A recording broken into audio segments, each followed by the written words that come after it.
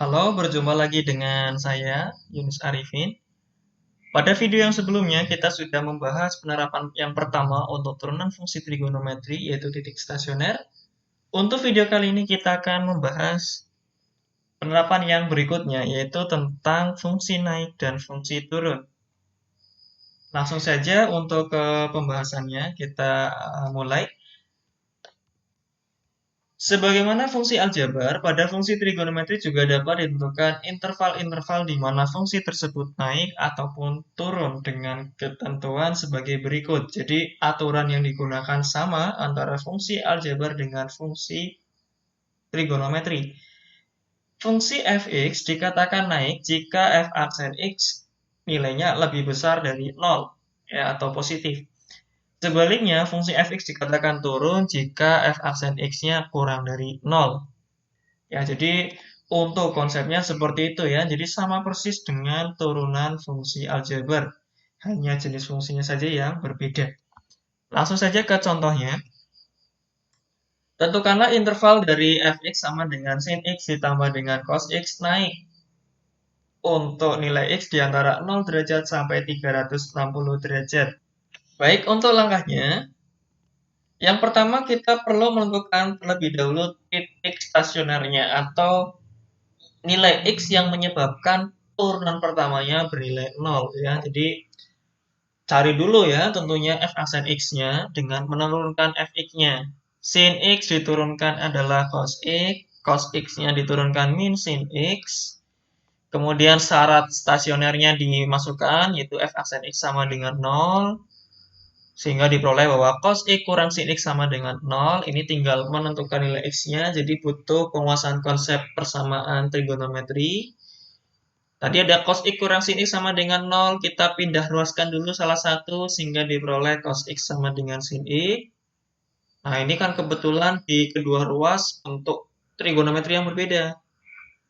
Akan tetapi, kalau kita cermati kembali, ternyata dengan memindah ruaskan atau membagi kedua ruas dengan bentuk cos X misalnya, akan diperoleh 1 sama dengan sin X per cos X. Sin per cos ini adalah tangen X, maka diperoleh persamaan tan X sama dengan 1. Nah, untuk bisa menyelesaikan persamaan trigonometri tangen ini, maka kedua ruasnya dinyatakan sebagai bentuk trigonometri dari tan. Nah, jadi tan X sama dengan tan 45 derajat. Nah, untuk penyelesaian dari persamaan tangen hanya memiliki satu jenis penyelesaian, yaitu alfa. Alfanya di sini 45 derajat. Ditambah K, nah di sini periodenya adalah 180 derajat ya. Lanjut, tinggal mengganti nilai K-nya agar diperoleh nilai X yang ada di interval tadi ada antara 0 sampai 360 derajat. Nah, kalau K-nya 0 dapat X-nya 45, kalau K-nya 1 dapat X-nya 225 ya. Nah, dari kedua nilai tersebut atau nilai tersebut kita gambarkan ya dalam garis bilangan. 0 dan 360 derajat ini sebagai batas interval awal yang diberikan. Sementara 45 dan 225 derajat ini dari titik stasioner yang diperoleh ya. Nah, setelah itu ya, kita lihat di sini akan terbagi dalam beberapa daerah. Yang pertama antara 0 sampai 45, 45 sampai 225, dan 225 sampai 360. Ada 3 daerah. Nah, dari ketiga daerah ini kita perlu melakukan uji titik, titik yang mewakili setiap daerah untuk menentukan tanda di masing-masing daerah.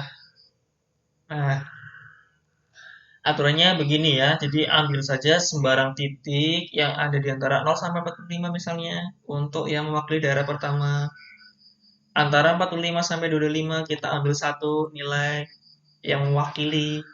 Antara 225 sampai 360 juga ambil satu ya yang mewakili. Nah, seperti ini. Yang mana titik-titik tadi akan kita ujikan ke f aksen X. Nah, jadi ujinya jangan sampai keliru ke fx ya, bukan ke fx tetapi ke f aksen X. Nah, tadi yang pertama ya, daerah pertama kita lihat antara 0 sampai 45, jadi pilihlah nilai yang sudut istimewa. Antara 0 sampai 45 kan yang istimewa hanya 30 derajat, jadi ambil X 30 misalnya. Antara 45 sampai 225 ini pilihannya banyak ya, tapi kita pakai saja yang hitungnya gampang, misalnya 90 derajat.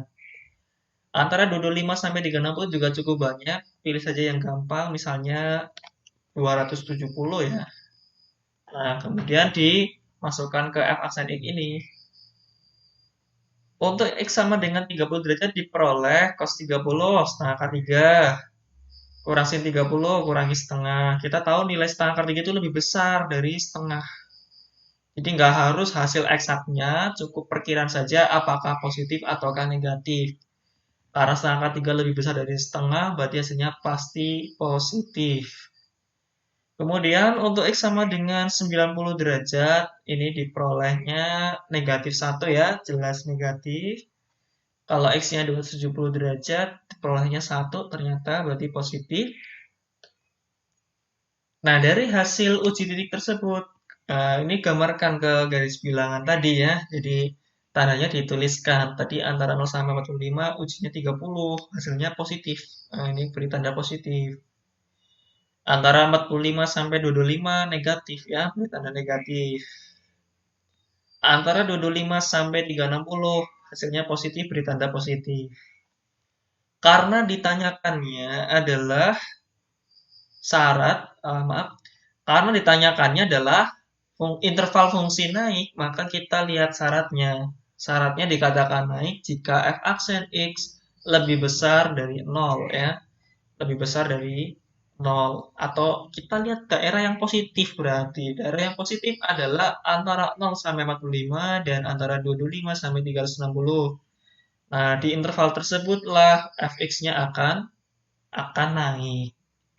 Nah, jadi untuk langkah-langkahnya sebetulnya prosesnya lebih ke penyelesaian pertidaksamaan trigonometri ya.